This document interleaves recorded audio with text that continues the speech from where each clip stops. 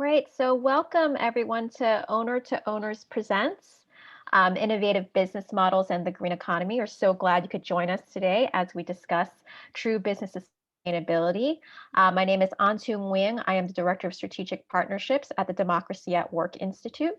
We are one of the partners alongside Deputy Mayor's office with the Owner to Owners initiative. So just as a reminder for everyone coming in terms of just tech reminders, if you have any questions, please leave them in the chat. We will have 10 minutes slotted at the end between 3:20 and 3:30 to answer any questions that you have.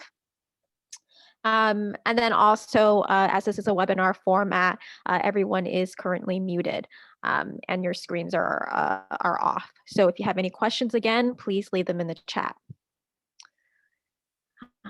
Thank you again. So Owner to Owners, just as a sort of a framing, what Owner to Owners is an employee ownership New York City initiative that operates as a part of the City of New York's COVID Economic Recovery Initiative and Business Support Ecosystem.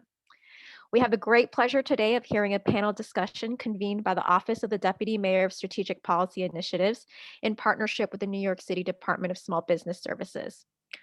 Our panel comprises representatives from leading edge firms in the sustainability sector who will discuss the impacts of employee ownership. Today, we are expanding the definition of what it means to be a sustainable business, and we will consider what it means to contribute to building a sustainable, just local economy, and how businesses can keep wealth and build prosperity within our communities. We're going to really focus on how specifically green businesses can fuel prosperity for employees and the community even after an exit or leadership succession.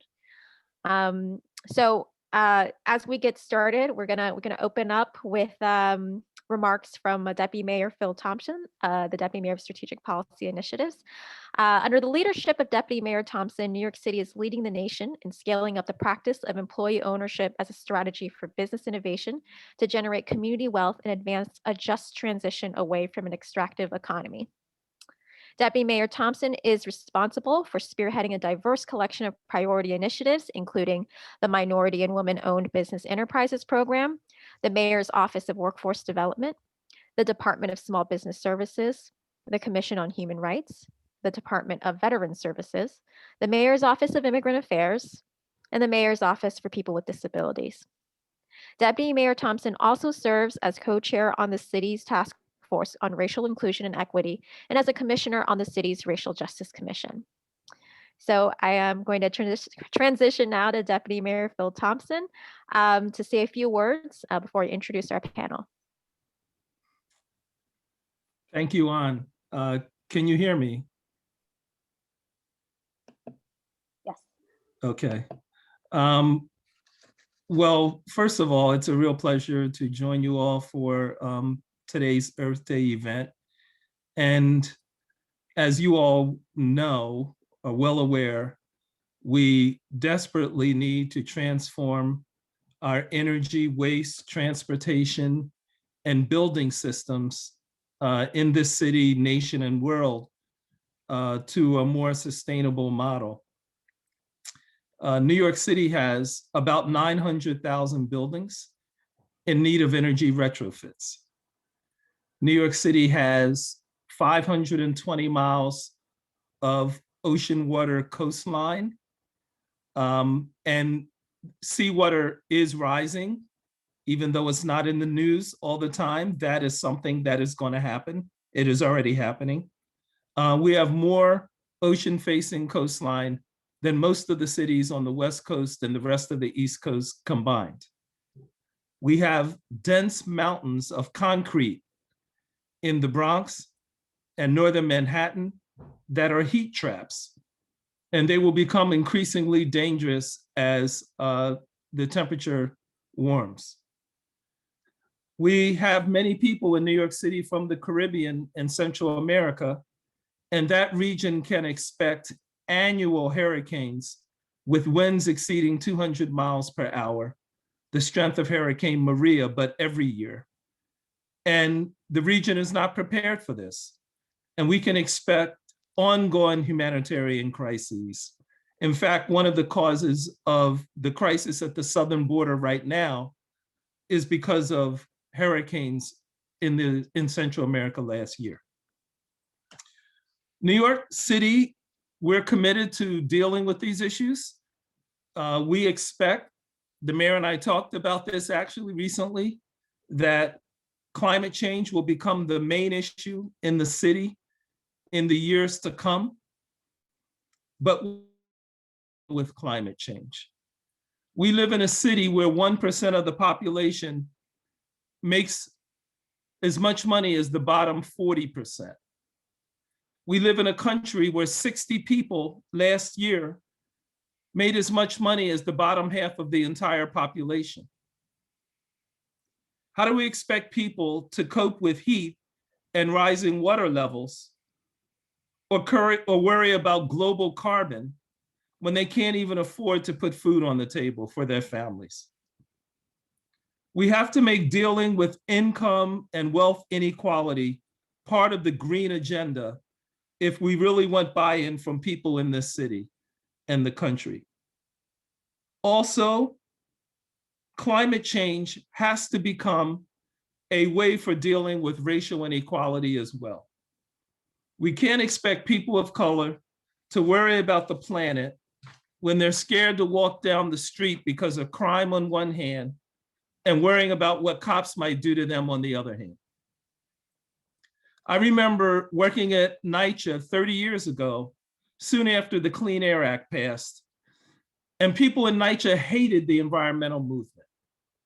The reason was because the Clean Air Act forced NYCHA to shut down garbage incinerators in all their buildings. And overnight, staff had to bag garbage for about 500,000 people with no additional funding from HUD.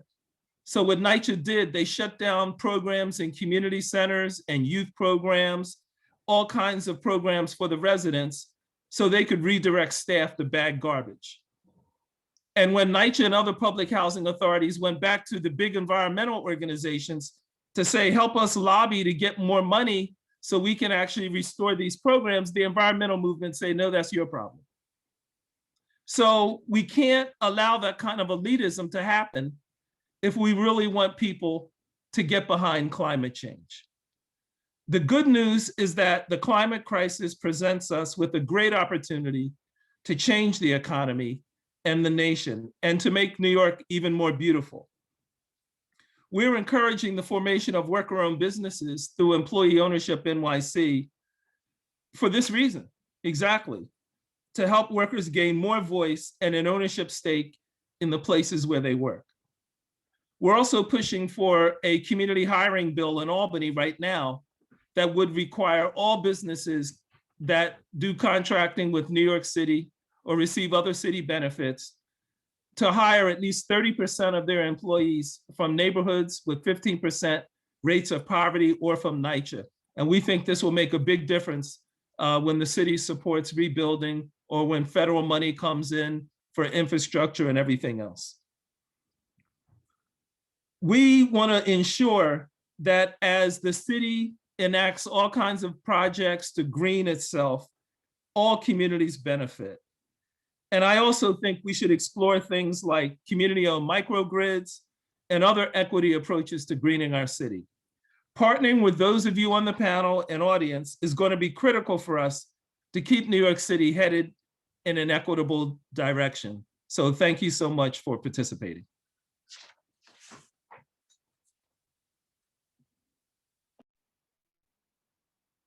Thank you, Deputy Mayor Thompson. And now we'll pass it on to Nsé Asema at New York City EDC. Good afternoon, everyone. Thank you so much for joining us today. I'm really excited to be here.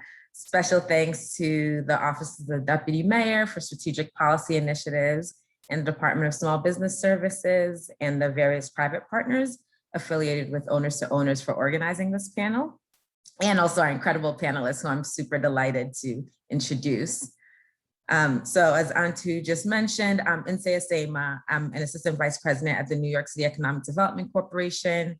And I work on the industry development team at EDC, where I support industries within the broad umbrella of sustainability to grow and thrive in New York City. Over the past year, EDC has been heavily involved in the COVID-19 pandemic response and in planning for the economic recovery. So within that context, I've been thinking about what it means to support sustainability related industries to grow and thrive in New York City in the face of such a massive pandemic and the economic disruption that's followed it. The pandemic has painfully highlighted the inequality that persists in our city. It's exposed the life and death disparities and health outcomes associated with race and class, and also shown how fragile our economic system has been, and that it's kept too many people vulnerable. So as we've been taking stock of all of this at EDC, we've been having many more explicit conversations about how our economy worked prior to the pandemic, who it worked for, and who benefited from the historic growth and economic diversification that we'd been experiencing. And so it's clear to me that this pre-pandemic economic growth and diversification did not transform social inequities based on race, class, gender, and immigration status and other forms of oppression. So as I think about my work to support the sustainability sector and thriving and growing in New York, and as I think about our work to transition our economy from one that is carbon-based and extractive to a regenerative one that's fueled by renewables, diverting waste from landfills, and energy efficiency, we have to remember that it's also not inevitable that this transition will happen in a way that's just or equitable. So there's a lot of increased talk about a just transition right now from all angles of the green economy and sustainability industry. I'm hearing it from the renewable energy developers I'm talking to. We hear it from the federal government. We're hearing it not in lots of different places. And so I think it's helpful to remember that per the Climate Justice Alliance, which has been one of the most vocal networks around defining a just transition, central to that process of a just transition is ensuring that workers and communities have control over the decisions that affect their daily lives. And so that's part of why I'm super excited about employee ownership and see employee ownership as one critical way to ensure this. So I'm excited about the panelists who are joining us today because they represent leading edge employee-owned firms in the sustainability sector who demonstrate the unique impacts that employee ownership can have within the sector. They are leading the way in demonstrating how employee ownership can be a tool for helping to bridge the racial wealth gap by enabling Black and Brown workers to access opportunity when racism systematically excludes them. They show how employee ownership can improve productivity and effectiveness in firms where integration across functions is really critical.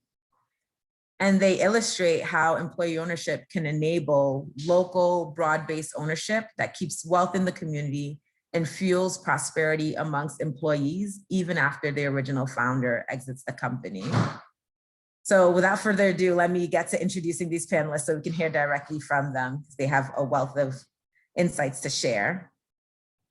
So I'll start with Charles Calloway. He is the Director of Organizing at We Act for Environmental Justice and leads the organization's solar work, including Solar Uptown Services, which is their solar worker cooperative. Also in the solar space, we are joined by Stephen Irvin, who leads Amicus Solar Cooperative. Amicus is the first purchasing cooperative in the North American solar energy industry that's jointly owned and democratically managed by its membership of solar energy development installation companies. And Stephen was also previously one of the original employee owners of Namaste Solar. Next, we have Paula Zimin, a registered architect and director of the Sustainable Building Services Group at Stephen Winter Associates. They're an energy, sustainability, and accessibility advisory and consulting firm. In Paula's 13 years with the company, she is currently the third largest employee shareholder in the company and has participated on their board of directors and management team. And then finally, we have Dior St. Hilaire. who is the Director of Operations and a worker owner at Greenfield Organics. She supports the team with micro hauling, composting, customer acquisition, project management, coalition building, and policy analysis. And she's super passionate about environmental justice in the South Bronx, bringing a unique approach to positioning the business to influence local policy. In fact, she's going to be tapping in and out of a hearing that's happening at the same time as this event, building capacity for local organics processing, and employing creative marketing techniques. So let's jump in. I'm going to hand it over to the panelists. Charles, can you maybe kick us off by telling us about your business, Solar Uptown Services? What do you all do, and what's your ownership model? Thank you, and thank you for having me on this panel. Look like Earth Day is giving us all the weather today in New York City. Little rain, little clouds, you know, all things are good though. My name is Charles Calloway, and I am a community organizer at We Act. I've been here about 14 years working on a lot of environmental justice stuff. About 4 or 5 years ago, we introduced our worker training program because of Superstorm Sandy, and we started getting out OSHA cards to people in our community. And because we realized that a lot of our people in the community had the skills to work on different construction sites, but the barrier was they did not have a OSHA card. Moving forward, we realized that the solar industry was the next industry that we would want our community to be involved in. We trained over 100 community installers from the community, and then we sent them off to get work. It was really hard for them to get work. There was a lot of barriers. People usually hire people who they know, and even though they were in our community, they didn't hire our people. So the late, great Corbin Mark, who was our CEO of We Act, kept on bothering me about, well, what we're going to do, how we're going to get these guys work. And I was looking at the challenges, and I said, you know something, being an entrepreneur myself and understanding how things work, sometimes you have to start your own company. So we ended up going to the Green Workers Cooperative, doing about 6 months of training around understanding how to run a business. And we ended up doing that and completing that with about, we started out with 17 minority students and males and so forth. And we had the largest graduating class of people from the Green Workers Cooperative. And what we ended up doing is that we started this installation company. We did an install up in Croton, New York. We also just finished a 9 megawatt installation in Arcadia. And we've been moving forward since then. Our model is that we have 10 people who are solar installers, and we are looking to continue our work installing solar in New York City. Our goal is to be a full-fledged solar company, but at this time, we are working as installers. We've gotten some funding, looking for more funding, and continue to work in the community and low-income communities and environmental justice community to find people to install solar on top of their buildings. So in saying that, I think I've said enough, and I'll land my plane there. Thanks for that, Charles. Thanks for that introduction. So we'll keep it in the solar space and turn to you, Stephen. Same question, what do you all do at Amicus, and what's your ownership model? Thanks, Sensei. Yeah. So we're a purchasing cooperative where the members are not employees, but they're businesses, solar installation companies, actually, like yours, Charles. And right now they're all spread out across the United States. And the idea behind it was to tap the power of the democratic control and cooperative business model so that independently owned and operated businesses could get the benefits of national scale without losing control of their own destiny, right? And where they wanted to take their business and what they wanted to do with their own business. We were inspired by other co-ops like Ace Hardware is the exact same business model, for example, as Amicus, where each of the hardware stores are independently owned and operated hardware stores. But before that, yeah, one of our members in Amicus is Namaste Solar, and we have a little over, I think, 20 employee-owned businesses in Amicus as well. And we've been kind of doing a lot of work around helping those in Amicus think about converting to employee-owned, especially worker-owned business cooperatives. And yeah, we didn't know anything about cooperatives when we started Namaste Solar years ago. We just started it as an employee-owned business from the get-go. Yeah, when we learned about cooperatives, we're like, this is perfect. That's exactly the business model for us. And so that's where each of us were, yeah, equal co-owners, we called ourselves, of Namaste Solar, which is an installation company based in Colorado. Great, thanks for that, Stephen. Thanks for that brief introduction. Paula, over to you. Can you tell us about Stephen Winters? What do y'all do? What's your ownership model? Sure, yeah. So good afternoon, everybody. I'm Paula Zimmern, and as Nesse introduced me, I'm the director of our building services, sustainable building services team in our company. There's about 6 business leaders. We have a CEO and a COO and a board of directors that lead our company. The board of directors has to be, if you are in the board of directors, you have to be a shareholder. And we have about 9 members on our board. I would say about 10 plus years ago, our founder, Stephen Winter, recognized that he needed a transition plan, a retirement plan. And he worked with some of the longer term employees that generally had a stake and interested in participating in a transition, and they explored employee ownership. We are now a shareholder model, and over these last 10 years, he has maybe about twice a year offered shares to eligible staff members, and eligible staff tend to be 2 or so years of experience or working with the company. We'd like to offer our shares to people who have shown commitment to the company.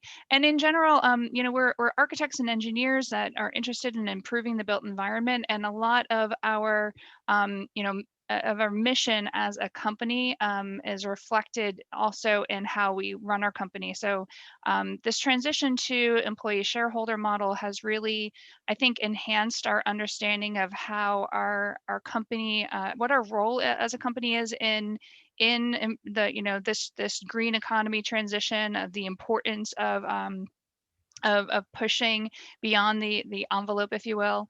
And has just sort of doubled down on our dedication and commitment to each other, as well as our the work that we do on a daily basis. So on a day in and day out, we work in the building sector. As Deputy Mayor Thompson mentioned, there's 900,000 buildings in New York City, and we kind of need to touch every single one of them in the next 10 to 20 years to achieve some of our carbon goals. So we're trying to do that in an accelerated fashion, and at the same time getting all of our employees, our colleagues involved in that on the business side, to spread their wings and grow as quickly as possible toward our combined mission. Thanks for that, Paula. That's great. Dior, can you tell us a bit about your company and your business model? Absolutely. Thank you for having me. I want to say thank you, Deputy Mayor. That was so important and vital, and I think central to part of the thoughts of doing the work of ownership is that the work that I do is around composting and environmental sort of work, and it's difficult to bring people in when you have to worry about your livelihood. And part of why I'm so attracted to the worker-owned model is really also because of the rich history and just as a tool that we've used in order to be able to just navigate systems and also just to just do collective work, because that's just kind of inherently who we are. So my business is Green Feed Organics, and we essentially just collect and process organic waste locally. We do a lot of work around advocating for environmental justice and waste equity, and really to move New York towards a circular economy, which encompasses a lot of what we really want to see, and where everybody is able to benefit and just kind of create the sort of system that feeds itself and is regenerative, and that is not parasitic, essentially. That's the only term, that's the easiest, the quickest term that comes to my head. And so I think that the worker-owned model really affords us an opportunity to do that. And as we integrate it at the local and state level, we can really see some impactful things happen. So I really, and you mentioned about just this climate change and who is at risk, and being in the South Bronx, I really, I am honored, to be able to have a business that tries to usher in some of the concerns that you've raised. So yes, thank you for having me. I mean, what we do is real simple. We also, outside of just making the compost out of the food waste, we're trying to explore models of renewable energy. And it really just looks like the intersection, which is, thank you, Inse, for mentioning it earlier, because it's really the intersection of just the work, but also at policy, right? At that level, it's really important of how we move things forward. And so if you do see me step out for 2 seconds, I'm just giving some testimony for the sanitation committee hearing. I will be right back. But thank you so much for all the work that you all are putting towards everything that we are able to build collectively for each other. Thank you. Thank you, Dior. Thank you. While we have you before you have to step out, let me start the next question with you. Love to hear a bit more about why you all chose a co-op model. Were you all part of any kind of co-op development programs that may be influenced that at all? Absolutely. So we went through Green Workers as well. I was like, when Charles said 17, I was like, oh, that is definitely a record. And that's so exciting, but it just speaks to the history of his organization and what they've done, and just the growth on when you just to see things manifest like that is beautiful for me as somebody who I'm not like, it's young is relative, but it is to say that I'm not seasoned in this all the way. So it's really nice to see the work that people have done that I now get to come behind and to continue a legacy. Is really, really exciting and really connected. So we act as like a great example of that. So for us, we chose the co-op model because, again, I just want to be clear, like I have 2 businesses, there's Green Feed and Green Feed Organics, and Green Feed Organics is the worker-owned cooperative. And what was born out of that is a lot of the work that we were doing locally. And we had a value system that talked about local. And when you begin to talk about local, you begin to focus on the people that actually occupy the space, right? Sometimes people have to work somewhere different than where they live. But here, we work where we live, right? So then you get more investment in what happens at different levels of the infrastructure, and also just the development as different, people come in to advance the city and advance city goals and be able to kind of prepare for things to happen. And so we went through Green Workers Cooperative because it was like, I think I was sitting on the community board 6, and I think Omar came to a meeting and was talking about green workers, and that was like eons ago before I even had my daughter. And I think maybe that was a bug that was planted, or like a seed that was planted. And from there, once I was ready to move from Green Feed to Green Feed Organics, because they're 2 different entities meant to do 2 different things. And I think when you understand business structures, you pursue the paths that will allow you to accomplish whatever your goal is. And so for us, we wanted the people to be able to work and live where they were affecting change. My partner Denise doesn't live in the Bronx, but she does live in New York City. And she has a very unique and special element because she's the chemical engineer. So it allows us to address some of these problems from also a technical aspect, right?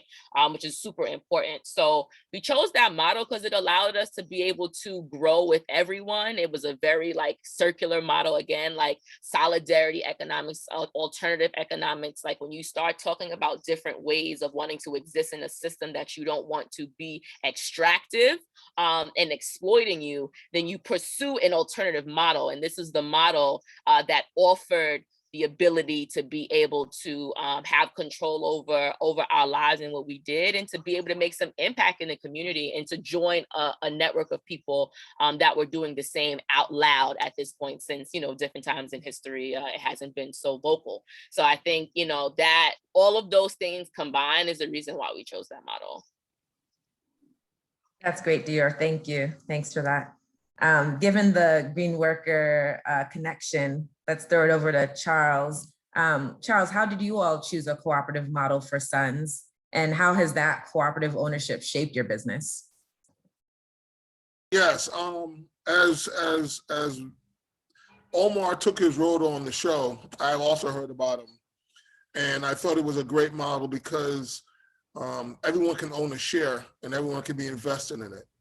And, you know, and we want to make sure that the people that were investing did the work to make sure that we were successful. I think the classes were 9 months and they were 3 days a week. And, you know, you really want to know when you get into business with somebody who they are, and when times gets tough, what they're going to do. And I think that without that, we really wouldn't have had a strong group of people that that has created this solar installation company. If it was a week, you know, you'll have people come in, they would probably wouldn't work as hard and kind of fall off. But going through 9 months and, you know, men and just slugging it out and understanding, you know, we got to get this done. It really was important for us to have some sort of training. So, and that's why we chose it. And it was and it works for us. So I'm going to land my plane. Great, that's helpful. Thank you. Just to that second piece, how has that ownership model shaped your business? I don't know. I mean, has it shaped my business in such a way where we are? It's brought us together. I mean, I just think that if we did not have the workers cooperative, then the other guys want to learn about other things around the company, right? So we'll have just installers, and those guys will just be installers. Right now with this workers cooperative, there'll be guys who have never been, you know, treasurers are treasurers. Guys who have never been reading blueprints are now reading blueprints. Guys who are, you know, have not done anything around installation are now installation. So it gives us the broad aspect of how to run an entire company and be installers, and that have ownership of it and have some pride around it. That's great. Thanks for that, Charles. Stephen, I wonder if any of that also rings true for your experience in solar too, whether it's with Amicus or Namaste. Curious how you all chose your cooperative model for Amicus and how, or from Namaste, and how that's shaped either business. I think Charles nailed it. Charles, that was great. Yeah, the pride, right? And that sense of shared ownership is powerful in so many ways, right? It essentially, you know, it's kind of what Dior was saying, the circular economics around it, right? Everyone is in it together, supporting each other. But it recognizes the real value of the work being done by a person more than just an hourly rate, you know, what you get paid per hour for the job, because your contributions are so much more than that to a business, right? What you're bringing, you're bringing so much of your passion, energy, and heart and time to that business. So you're rewarded by not just having a voice, by having a vote, but also by profit sharing, right? And you get a distribution of the earnings of the business as well. So that's a big part of it too. And I think one other additional one that wasn't mentioned yet was it makes your business sometimes more competitive, right? Your story is different. You when you're selling solar, you're going to have a co-owner on the roof, we always said, right? You're going to have someone who knows what it means to run a business, who knows how to be careful with your roof and careful with your building, because they're one of the owners of the business and of that contracting business, and want to preserve that safety and quality and workmanship, right, that they're looking for. So it's a really differentiator from the competition, who's owned by one or two people, right? And we would market that heavily. But it also definitely brought the team together for sure. And trying to think of what else. There's so much around the culture. You know, it's a co-ownership culture you're building, right? In all of this, and it really is tied to community building too. So yeah, hopefully that helps. That's great. Thanks, Stephen. Over to you, Paula. Curious how you were talking about Stephen Winter looking to retire and kind of looking around and deciding to pursue an employee shareholder model. Just wondering if you could say a bit more about that, if you're around or kind of have heard what informed that a little bit more and how that's shaped the business. Sure, yeah. I think Dwar had put it right. You choose a model that achieves your goals. And at the time when we were analyzing what direction to go into, we knew we wanted some sort of employee ownership model, but our company was started in 1972 by Stephen. We had, over 100 employees, lots of professionals, architects and engineers. So transitioning to employee-owned business from that perspective, you couldn't just do a one-off sale to the employees. Quite honestly, we couldn't afford it. So what we had to do is we wanted, the ultimate goal was to get as many employees involved as possible. But how do you make that affordable? How do you do that transition? How long is it going to take? And how do you make that affordable is really the challenge. So we were able to, there's a lot of discussions with our company lawyers about what we could do, what's financially feasible, what kind of structure we could do that into, and then in what way we also sort of wanted to encourage the future leaders of the company to step forward, but that really could only happen if you could make it achievable for those future leaders, because everybody's coming from a different background, and you can't just expect them to lay a hefty amount of money on the table and say, okay, now I'm an employee owner. So we were able to, it probably took a 3-year process to identify a way to make that achievable.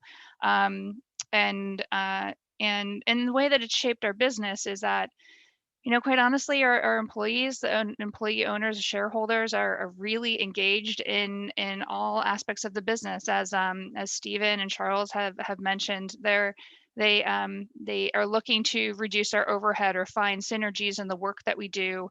They recognize the benefits of retaining employees and how can we make our company a better place to work, and build our community within the company.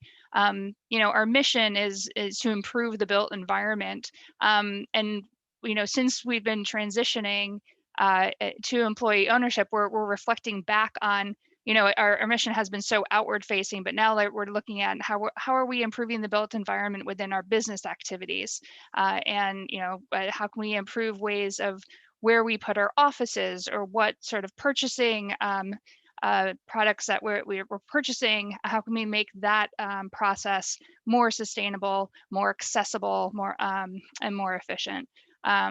So as an employee owner, you definitely feel that that responsibility, that more of an engagement with the day-to-day stuff that you do, whether it is the business related aspects or the product, whatever it is that you're doing for the company. So it's been really great for us.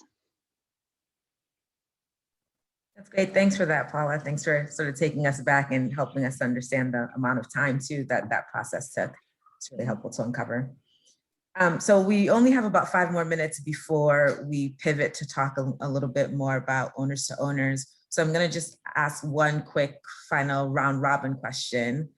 For each of the panelists, would love to hear what advice you would give to other companies that are considering an alternative ownership model. So much has already been surfaced here. The thing that is for me like a big take home message is you choose a model that achieves your goal. I love that. I think you've all said that in different ways. Wondering if, if you were to layer on top of that, what is, one piece of advice that you would give to other folks who are considering alternative ownership models. Dior, you look like you're ready to go. So we'll start off with you. Oh, thank you.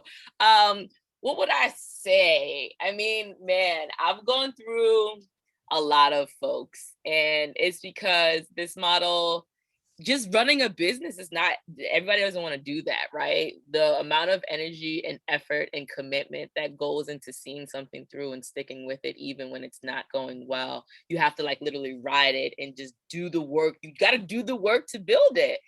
And you know, I love my partner, because I remember when we were doing Green Worker together, I had met her before then, connected with one of my interns, and you know, she said I'm here. She said, if nobody else is here, I'm here. And that was so special, because it connected us and kind of almost like cemented our relationship, regardless of what ebbs and flow we go through with the business. And you know, there's a lot that we've been doing that's been helping us to grow and get more visibility and grow our customers and figure out ways of positioning ourselves to really, you know, honestly kind of get our stake in this micro hauling sort of industry and build it at the same time while we're cementing ourselves in it. This is something new in New York City. This is a different way of handling waste. The waste system in New York City is very, very bureaucratic in its application, and how our business is able to work within the confines of that system is really important. So we have to really be a part of helping to shape it so that we can be able to advocate for the sort of policies and conditions that allow us to be able to hire the people that live and work in the city, that are affected by these exact same policies that we're shaping to try to help us as worker-owned cooperatives grow the business and be able to sustain the relationship. So what I would say as a piece of advice is really to be intentional about your screening process. Be really intentional about how you welcome people into the worker-owned cooperative, so that you all are on the same page and have the same vision. And usually people are attracted, they go through stages, right? Like we've had volunteers be on the path to worker ownership because they're connected and come through so many different ways. So it's open to everybody, you know what I mean? But then we talk together and figure out, actually, is this the right fit based on the things that are already written and outlined in our operating agreement, that is already outlined in our membership manual. And so when you talk about those things from the beginning and you lay them down, that's my advice. Get all of that stuff down on paper from the beginning, so that at any moment when you go off, you got something to come back to, right? At moments of conflict, and you're like, hey, you have something to come back to, because that's the reality. It's cooperation. You have to have healthy conflict resolution, and in worker-owned cooperatives, it is about cooperation. And so we have to figure out how to work with each other. And why I think it's like super important to influence these sort of things at the policy level as well, is because you need the perspective of worker-owned cooperatives at every table. We've figured out how to work with each other. We've figured out how to work through our differences. We've figured out how to navigate whatever it is in order to accomplish something. And you need that to be able to actually accomplish a lot of these goals and these bills and these legislations that are coming out that says that we have things to do. And so that's what I'll say. I think there's a couple different suggestions, but those are the things that I would really suggest, is just get your stuff on paper, and be clear about what your process is to bring people in, and know who you want. Because this is your family, you know what I mean? You get to shape it based on your business. So like, be clear about that. I think having a clear understanding of that is really helpful in how you attract people your way. That's great, Dior. Thank you. Thank you for that. Feels like that connects a little bit with what Paula was saying before about the 3-year process that it took to be able to iron out some of the sort of ground rules within Stephen Winter. So I'll throw it over to you, Paula. What's one piece of advice that you would give to folks who are considering alternative ownership models? Yeah, I loved that Dior said, do the work. That's absolutely true. And to your point, Neste, it did take a 3-year process. I would also add to that, you have to come to the table with an open mind. You have to, put any of your preconceived notions aside, or the way that you think is the right way. You have to put it aside, and you have to be open to others' thoughts and views. And there's got to be compromise. The solution, the way forward, is not going to be just you. We are not a cooperative, but as shareholders, we have to work together. There's about 50 of us now. That's a lot of number of people who have their own views, thoughts, and opinions. opinions. But if anything, we move forward together, and we have to know and be comfortable with it's not going to be our way. It's our personal way. It's our collective way that we have to move forward. And at the end of the day, moving forward is the right direction. It's better than not moving at all, right? And in this transition to a green economy, in approaching a just transition, moving forward is the only direction we can move, and we have to go as fast as we can, but we have to do it together. So come to the table with an open mind in order to move forward is probably my number one recommendation. Thanks so much for that, Paula. Charles, any quick takeaways, pieces I'll of make it real advice? quick. Paula said it right. Open mind and moving forward, and get started. Right? I mean, it's key to get started, and you got to come with open mind. I mean, I had 11 guys, and everyone had all these ideas, and putting on paper is very important, right? But definitely keep an open mind for other people's ideas. When things are not moving, they are moving. Move forward, the company forward, because sometimes you'll be stagnated, and get started. Commit yourself and commit people and get started. That's great, Charles. Thank you. Short and sweet, but really powerful. And Stephen, we'll close with you. Any piece of advice that you would give to folks considering alternative business models?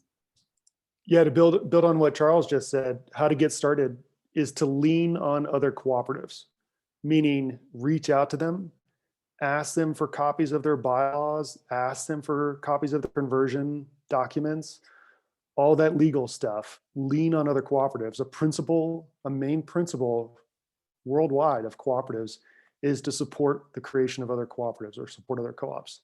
So it's a founding principle of cooperatives. And so do not hesitate to do that. Our legal fees to start Amicus were like $1,500 because we got all the bylaws and all the stuff from other cooperatives to help us. It was amazing. So don't let that scare you away. And then I kind of look at it as 4 main buckets to think about this. And I'm kind of speaking to the current owners of the business right now. The legal is 1. The financial conversion is a 2nd. The 3rd is the cultural conversion. And the 4th is the control conversion. So we just talked about legal, but financial is, are you comfortable as the owner getting paid out on how you're selling this business to your employees, and be ready for that to happen over a long period of time, just to set your expectations. But you can start it now. The cultural is kind of what Charles, right, and Dior was talking about with that, building that ownership culture. And you want to find those that are really engaged in this with you. And the control could be, don't be worried. You don't have to have everybody deciding on every little issue. You can still play the role you're playing now as making kind of the big picture decisions, either until so much of their, the financing is paid off, or when the group empowers someone else to take that role, and you share that in committee structures or whatever. I hear it a lot of like, oh, employee-owned businesses, so everybody has to decide this, and vote yes to do anything. No, absolutely not. That is not the case. But there is that everyone has a voice, and everyone has the ability to empower, right, different folks to help lead the business and make sure it is run very efficiently. So. Thank you so much for that. That's great. Well, I think clearly one thing that's been consistent across all your pieces of advice is to get started. So I'll hand it back over to Anthu to talk about what that could look like for owners currently on the line or others who are interested in exploring this. Thank you so much to all of our panelists for sharing all of your insights. Really, really grateful and inspiring experiences. Thank you so much, Ense, and thank you to Paula, Stephen, Charles, and Dior. And thank you so much for sharing your experiences and wisdom on worker ownership in the green economy. So we're going to talk a little bit about what owner to owners is, having introduced it right at the beginning. So employee ownership, as some of you might know, or many of you might know, is quite widespread, but is still a less known solution for business continuity. It's not something that's often taught about in school. You usually think about it in entrepreneurship in the context of like being a solo entrepreneur or being part of a corporation. Employee ownership is not really spoken about, but like I said, it's very common. Employee ownership has been proven to support businesses' sustainability and resilience, as well as retain jobs and build worker and community wealth, keeping dollars in our neighborhoods. It's a powerful recovery tool for businesses across our city. So what do we mean by employee ownership? Simply put, an employee-owned business is a business that is owned completely or in part by its workers. More than 6,000 businesses across the country have some form of employee ownership, ranging from worker cooperatives, which are completely owned and controlled by the workers, to ESOPs or employee stock ownership plans, and worker trusts, to name a few of these models of employee ownership. In fact, the largest worker cooperative business in the United States is located right here in New York City. Cooperative Home Care Associates in the South Bronx, which is a home health care agency, worker owned and managed, with 2,000 workers currently. So for workers, so employee ownership is not only a powerful tool for recovery for our city, but it's beneficial to business owners, workers, and communities. For business owners, employee ownership is able to increase business productivity and resilience.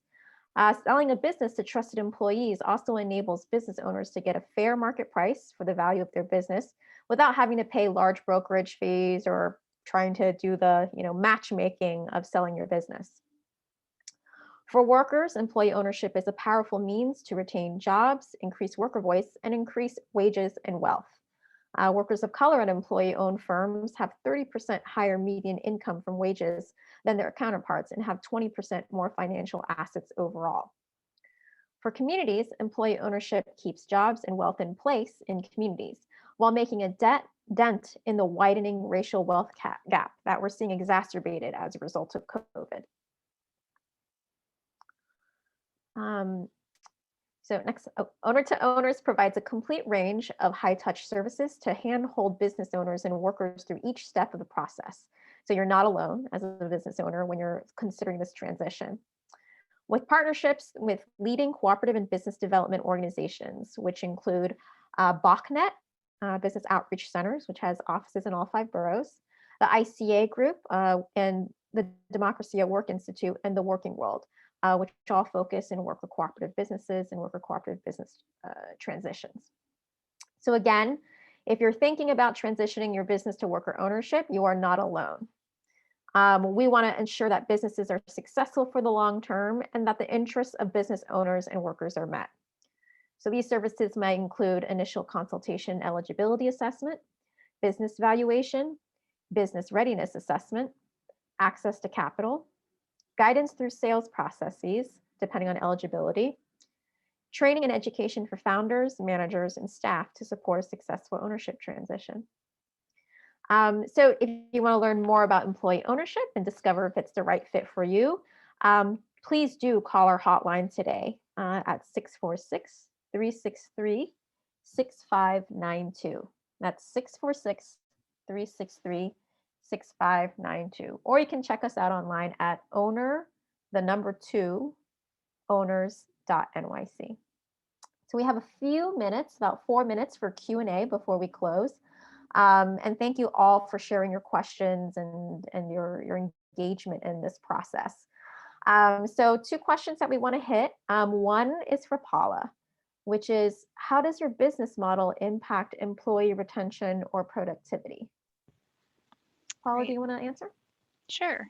I would say that our related to retention, we haven't seen an increase or decrease in retention, but within our retention rates, I would say the turnover has primarily been with staff members who were not shareholders. So you could say, if you look at it, the numbers this way, that our retention is really high with shareholders versus retention high in shareholders. Yes, I said that right. But in non-shareholders, we lose those people faster.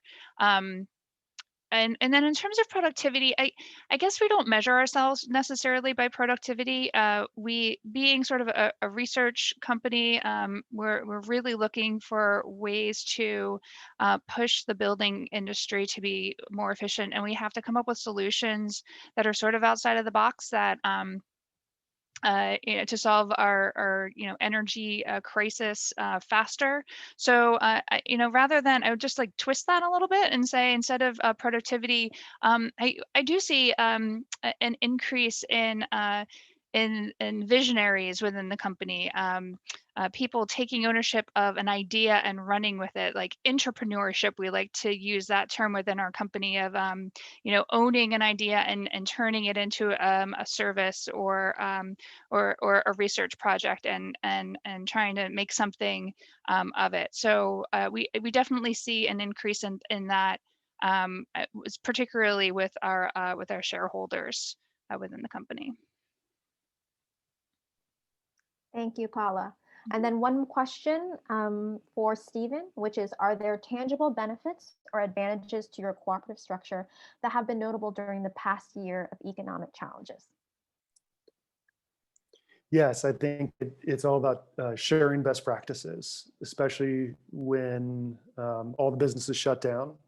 We were, meeting twice a week just to support each other. How are you doing this? How are you making sure everyone is safe? How are you, working with your customers to make sure they feel safe, et cetera. So I think that cooperative spirit is, a lot of it is sharing best practices around all of that, and even like helping each other apply for the PPP loan with the SBA, things, little stuff like that was yeah, it's hard to say how valuable that was. It was unbelievable. Does anybody else want to add how worker ownership has been of a support during this difficult period? Dior or Charles or Paula? Yeah, sure. I think you hit it on the nail. I mean, giving each other support, understanding what's happening in our immediate community, but also what's happening around us, and making sure that if someone's having a tough time, that we give them support. I mean, these are not easy economic times, and having that cooperative allow us to lean on each other. So that was one of the main things, and having the cooperative. And other thing I would add is that you get to test things together. As far as resilience is concerned, this was a time we had to be really resilient. And so we were able to test out different things and try it out and give feedback to each other about what we thought was working and not working, and kind of move on that. And you feel more comfortable about taking the leap when you know that you're not taking the leap by yourself. Great. Thank you, everybody. I know that we're on the hour now, so I really appreciate everyone who's joined us today. Again, thank you, Charles. Thank you, Dior. Thank you, Paula. Thank you, Ense. And special thanks to Deputy Mayor Phil Thompson for joining us all today. If you have any interest, want to learn more about owner to owners and about what it looks like to transfer your business to employee ownership, please reach out, call our hotline 646-363-6592. It's in the chat, as well as ownertoowners.nyc. Thank you again, everybody. Really appreciate your time. Happy Earth Day.